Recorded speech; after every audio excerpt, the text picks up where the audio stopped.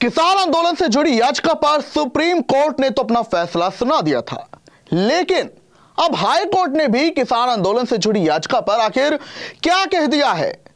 अब आखिर क्या करेंगे किसान, क्या होगी उनके आगे की रणनीति, क्योंकि शंभू बॉर्डर तो वो पार ही नहीं कर पा रहे। इसी पर करेंगे चर्चा।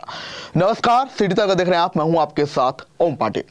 तो देखिए, देश की सर्वोच्च अदालत यानी कि सुप्रीम कोर्ट ने किसान आंदोलन से जुड़ी एक याचिका थी जो कि वरुण लूथरा नामक एक शख्स जो कि जालंधर का रहने वाला था, पंजाब का, उन्होंने दाखिल की थी, जहां उन्होंने शंभू बॉर्डर खोलने की बात कही थी। लेकिन सुप्रीम कोर्ट ने कड़ी टिप्पणी की। उन्होंने कहा कि पहले से ही ऐसी याचिकाएं लंबित पड़ी है जिन पर सुनवाई हो रही है, ऐसे में हमें याचिका पर सुनवाई नहीं करेंगे। हाँ, वो बेशक है कि अगर आप उस याचिका का हिस्सा बनना चाहते हैं, सहयोग करना चाहते हैं, तो आपका स्वागत है। लेकिन आजकल कई ऐसे लोग हैं जो मीडिया में आने के लिए, चर्चाओं में आने के लिए याचिकाएं लगा देते हैं। तो सुप्रीम कोर्ट ने सिरे से इस याचिका को खारिज कर दिया, जिसके बाद आपको बता दें कि हाई कोर्ट में भी, Punjab and Haryana high court में शंभू बॉर्डर खोलने की याचिका दाखिल की गई थी और हाई कोर्ट ने भी यह कहते हुए इस याचिका को खारिज कर दिया कि पहले से ही याचिका सुप्रीम कोर्ट में लंबित पड़ी है, उस पर सुनवाई हो रही है, इसलिए वहीं पर इसका फैसला होगा।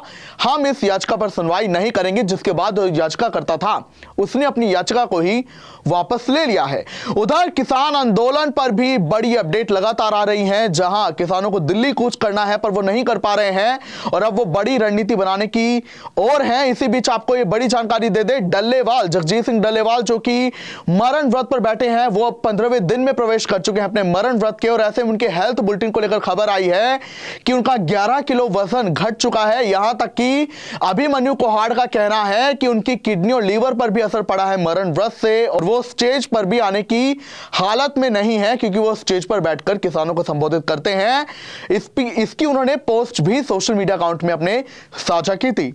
इसी बीच आपको यह जानकारी दे दे कि डल्लेवाल का समर्थन देने के लिए, डल्लेवाल का साथ देने के लिए अब अन्य किसान जो कि खन्नौरी बॉर्डर पर हैं, जितने भी किसान खन्नौरी बॉर्डर पर मौजूद है, अब वो सभी किसान मरण व्रत पर बैठेंगे। जी हां, पहले खाली डल्लेवाल थे और उनके साथ हरदो झंडे भी मरण व्रत पर थे, लेकिन अब सभी किसानों ने उनका साथ देने का फैसला कर लिया है। उन्होंने ये कहा है कि अब खन्नौरी बॉर्डर पर एक भी जगह चूल्हा नहीं जलेगा और बाकी जो जत्थे हैं उन्हें भी लंगर लाने के लिए मना किया गया है। जितनी भी संगतें हैं उन्हें भी लंगर लाने के लिए मना किया गया है। सभी मरण व्रत पर बैठने वाले हैं।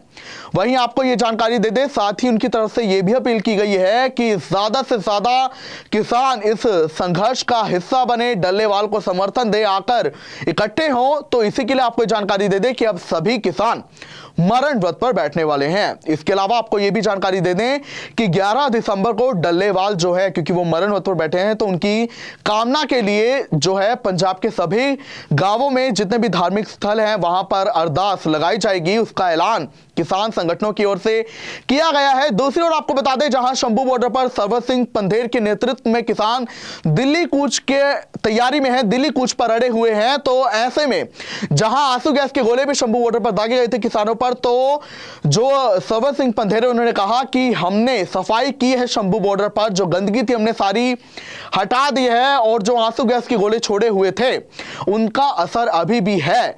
तो ऐसे में अब लगातार उन्होंने ये भी कहा है कि अब प्रेस कॉन्फ्रेंस भी हम करेंगे और बड़ा फैसला दिल्ली कूच को लेकर लेंगे, रणनीति बनाएंगे। इसके पहले आपको ये जानकारी दे दें कि जो किसान नेता राकेश टिकैत हैं, उन्होंने भी जो एसकेएम है, संयुक्त किसान मोर्चा के अंदर जितने भी संगठन, उन्होंने कहा कि पहले बिखराव हो चुका है, अलग हो चुके हैं, लेकिन अब हम सबको सरकार के खिलाफ एक साथ आना होगा, क्योंकि सरकार तो चाहती यही है कि हम अलग रहें, लेकिन हम सबको अब दिल्ली कूच के लिए, क्योंकि दिल्ली हमारे खेत में है, तो उन्होंने कहा कि हम सबको साथ आना होगा और दिल्ली कूच के लिए रणनीति बनानी होगी।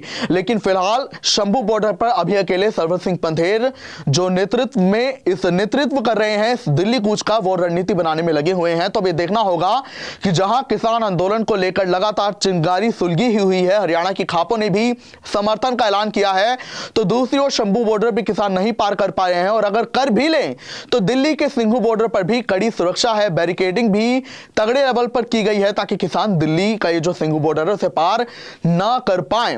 तो अब देखना होगा कि रणनीति क्या होती है किसानों की आगे दिल्ली कूच को लेकर, और हरियाणा सरकार का रुख क्या होता है किसानों की ओर।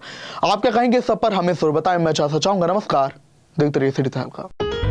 Cygnus Maharaja Agrasen hospital Panipat. नवजात शिशुओं के लिए NICU की सुविधा उपलब्ध है। बच्चों की सभी बीमारियां जैसे दमा, खांसी, नजला, उल्टी, दस्त, बुखार, निमोनिया, बच्चों में शुगर व पीलिया आदि का इलाज किया जाता है। आज ही विजिट करें सिग्नस महाराजा अग्रसेन हॉस्पिटल पानीपत।